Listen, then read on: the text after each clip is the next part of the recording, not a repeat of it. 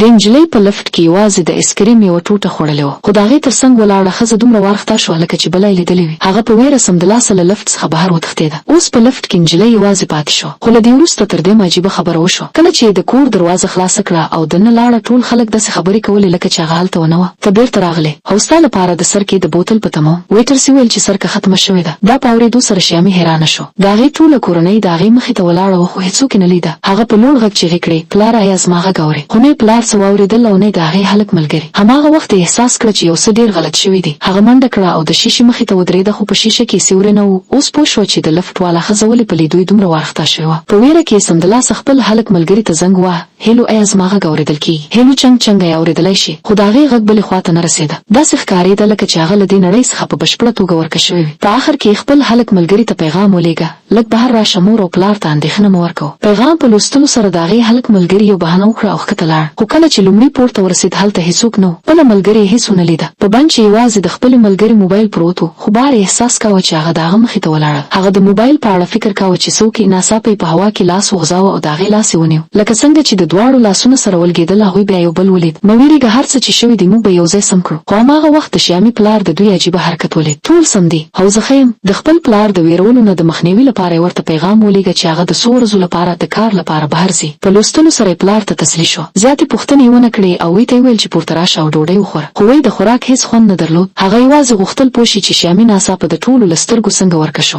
بیا هم د هغې ښه سر هغه کور ته دننه کش کړ. هېچا فکر نه کاوه چې یو ساده کورنۍ به دومره لویه ستونزه شي. شیامي له ځانه نه شوه ګرځېدی او د چرګ پښه یې راواخیسته او وخوړه. د هغې مور او پلار هغه د چرګ پښه د هغې لپاره ساتلې وه. ناڅاپه د هغې پلار ولیدل چې د چرګ پښه په هوا کې په خپله ځان ګرځي. په لیدو سره یې وشونه الوتل. سمدلاسه یې خپلې مېرمنې ته مخوده. مور او پلار یې په دومره ویره کې ولیدل شیامي سمدلاسه د چرګ پښه وغورځوله. د خبرو د سمبالولو لپاره ویل چې هغه همدا اوس یو کوچنی جادو زده کړی دی. هغه یوازې غوښتل د دواړو مشرانو ویره لرې کړي، خو دوی باور ونه کړ. هغوی ورته ویل چې هماغه جادو بیا وښیه. بیا وی او شیامي په ګډه یو ډول ننداره جوړه کړه او دواړو ته یې باور ورکړ. خو هر وخت د ټولو له سترګو پټ اوسېدل ډېر ګران و. شیامي فکر وکړ چې د لاس بنګړی دې وباسي. څومره چې کوشش وکړ بنګړی ونه وت. هماغه وخت ناڅاپه د هغه بوډۍ ښځې زنګ راغی چې دې ته یې بنګړی ورکړی و. هیلو، ایا مینه درته خوښه ده؟ خوښه ده. ایا ته نوره ښایسته او له ټولو بېله نه غواړې؟ غواړم، خو زه خپل اصلي شکل ډېر خوښوم. زه لکه څنګه چې یم همداسې اوسېدل غواړم. بوډۍ ښځې ویل: نو سبا شپه په زاړه ځای کې سره وینو. بله ورځ دواړه ټاکل شوي ځای ته ورسېدل. لکه څنګه چې هلته ورسېدل، د لارې تېرېدونکي سړي یوه سپکه ټکر ورسره وکړ. هماغه شېبه هغې احساس کړه چې د هغې د عجیبه ستونزه له هېڅ غږ پرته ختمه شوه. اوس خلک بیا لیدلی شو. دواړه په خوشحالۍ وخوځېدل. دا زما ملګرې ده. هماغه وخت بوډۍ ښځه په خندا شوه او ویل: